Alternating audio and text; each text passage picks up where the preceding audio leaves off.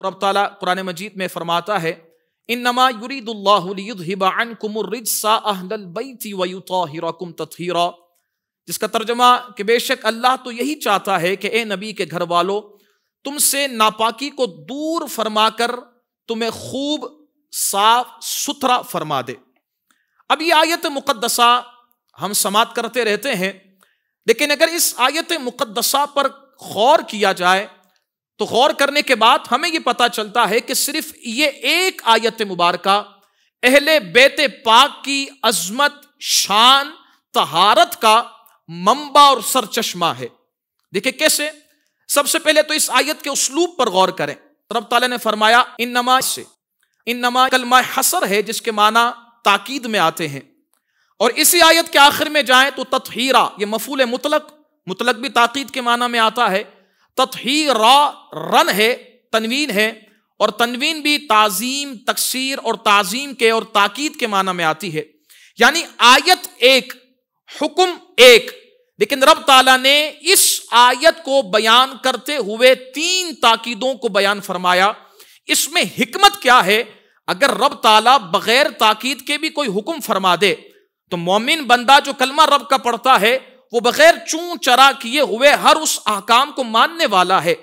لیکن یہ اس کی حکمت کیا تھی کہ رب تعالیٰ نے اہل بیت پاک کی عظمت، شان اور طہارت کو بیان کرتے ہوئے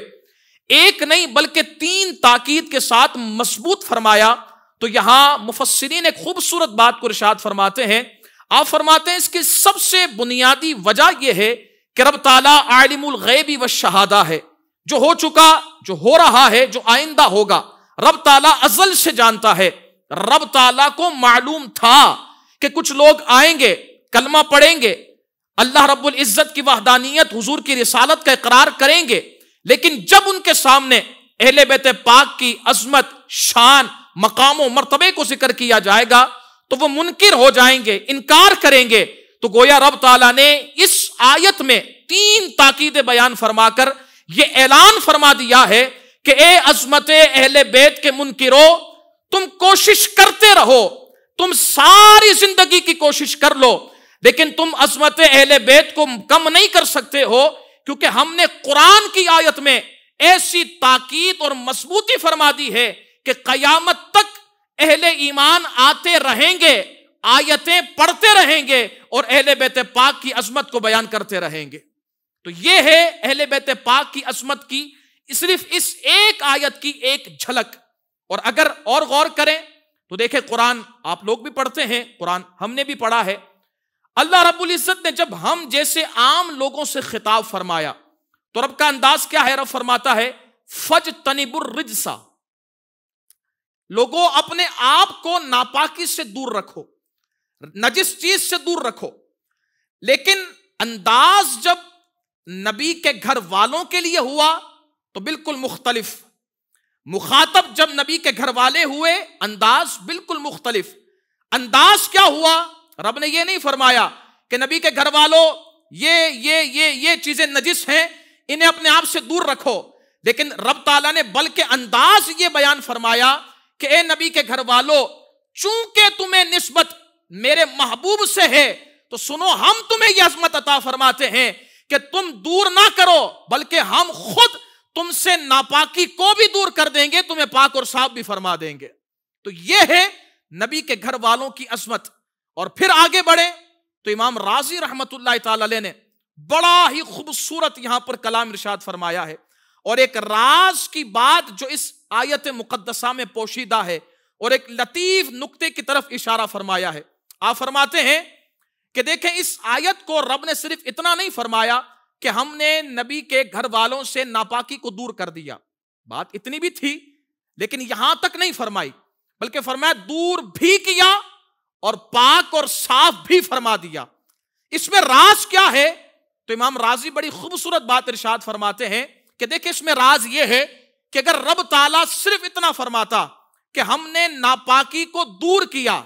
تو کسی کے ذہن میں یہ شبہ آ سکتا تھا، سوال پیدا ہو سکتا تھا کہ ناپاکی تو دور ہو گئی لیکن پاک اور صاف نہیں کیا۔ میں مثال دیتا ہوں اور مثال کے ذریعے سے اس بات کو تھوڑا سا آسان کرتا ہوں کہ دیکھیں کسی ایک برتن میں ناپاکی ہو اگر اس برتن سے ناپاکی کو دور کر دیا جائے، پھینک دیا جائے، اس ناپاکی کو برتن سے جدا کر دیا جائے،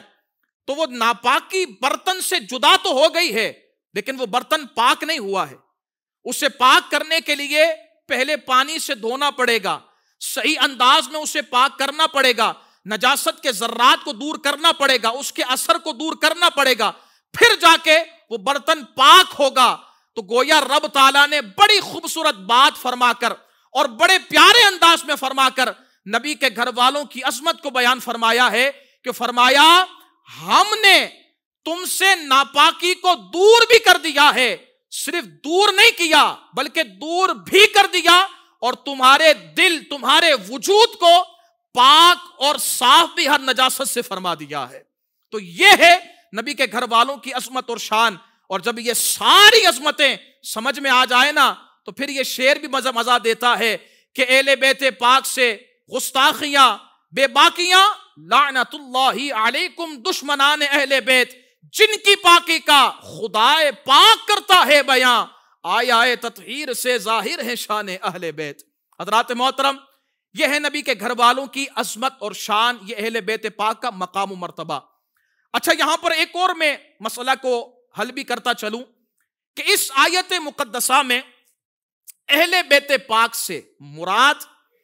جو مصداق اول ہیں وہ ہیں ازواج مطہرات، کیونکہ وہ نبی کے گھر والے ہیں. تو اسی لیے اس آیت سے مراد جو مصداق اول ہیں، مراد اول ہے وہ ہے نبی کریم علیہ الصلوۃ والسلام کی ازواج مطہرات، یعنی مومنوں کی امی جان. اور چونکہ آگے کا کلام اور پچھلا کلام یہ ہے ہی ازواج مطہرات کے حوالے سے، تو یہ آیت مقدسہ کا مصداق اول بھی ازواج مطہرات. اور پھر اگر تھوڑا سا ہم آگے کی طرف غور کریں اور تھوڑا سا ہم احادیث مقدسہ کا مطالعہ بھی کریں نا، تو ہمیں ایک اور بات سمجھ میں آتی ہے کہ یہاں مصداق اول تو ازواج مطہرات ہیں، لیکن حضور نبی کریم علیہ الصلوۃ والسلام نے اہل بیت پاک میں مولا امام حسن، مولا امام حسین، مولا علی، سیدہ پاک رضی اللہ تعالی عنہم کو چادر میں لے کر انہیں بھی اہل بیت پاک کی اس آیت کے اندر شامل فرما دیا ہے، جنہیں ہم پنجتن پاک کہتے ہیں. سوشل میڈیا پر اسلام کی صحیح تعلیمات جاننے کے لیے ابھی حافظ سائر قادری کا نیا YouTube channel Islamic digital studio subscribe کر لیں، اور ہاں، نوٹیفیکیشن بیل آئیکن کو بھی پریس کر لیں تاکہ ہماری نئی ویڈیوز آپ تک بر وقت پہنچ سکے.